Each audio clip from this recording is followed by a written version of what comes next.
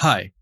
In today's video, I would like to quickly talk about why I prefer mixing guitars on stereo buses, and I will also teach you how to do it, and I will show you some neat tricks that I found out about it just recently. So let's jump right into a current mix that I'm working on.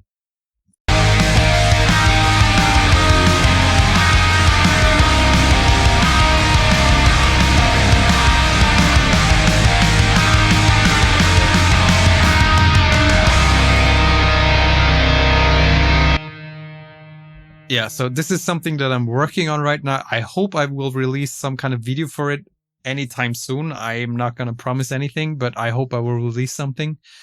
Let's get right into the stereo bus mixing. So I prepared a little presentation here for you. You do not need extra instances on each guitar track. This is something that I've read on a lot of Facebook group posts, because that's how real amps work. No. It used to be a standard, an industry standard for guitar amp sims to have stereo functionality. So they listen to the left side input and the right side input and process them differently. So you need to actually pen those tracks 100% left and right. And you do so by putting it in a subfolder on a parent folder. The parent folder includes the stereo plugins that you use. You can check if a plugin is stereo if you turn it off and on. And if it turns your signal to mono again, you know they're not caring about stereo functionality that much. So basically, once you have those 100% hard-penned takes, you need two different takes. Don't use the same take because it will turn your signal into mono again. You use either double-track guitars or quad-track guitars. And I prefer listening to the stereo signal when mixing. So that means I want to turn one knob and it changes the sound on both sides simultaneously. There are different ways of doing it. You can actually link controls, but I just want one instance of a plugin because that actually saves CPU load in my case. If you do not 100% panning, it means that there's some weird cross-talking to the other channel. I agree, that's not how a real amp works. A stereo amp.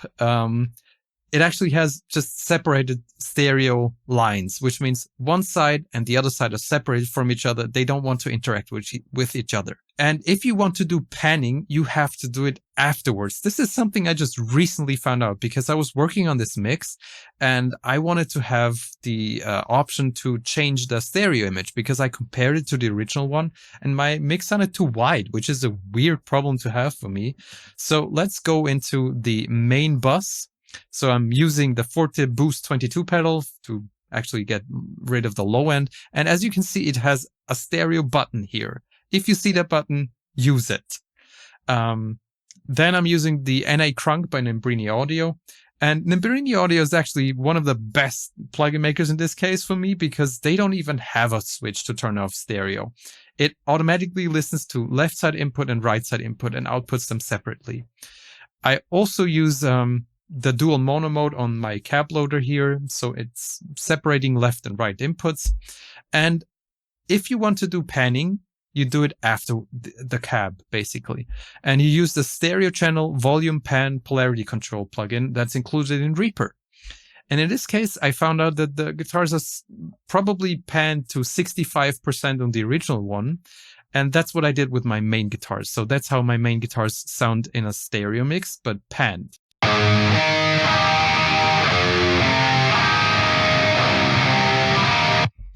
And I also wanted to do a second pair, so quad-track guitars, the doubles in this case. I used NAM Universal because it actually has a stereo functionality again, which is easy to control. And then I did 100% left and right on these. I didn't do any further processing, and this is how it sounds. And if you combine both of these guitar buses, it sounds like this.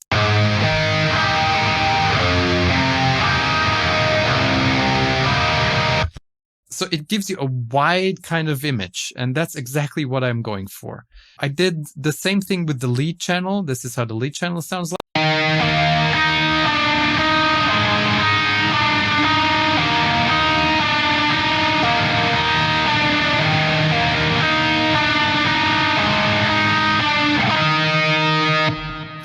So they're not 100% left and right again. They're 70% left and right, because that's how the original one I'm hearing.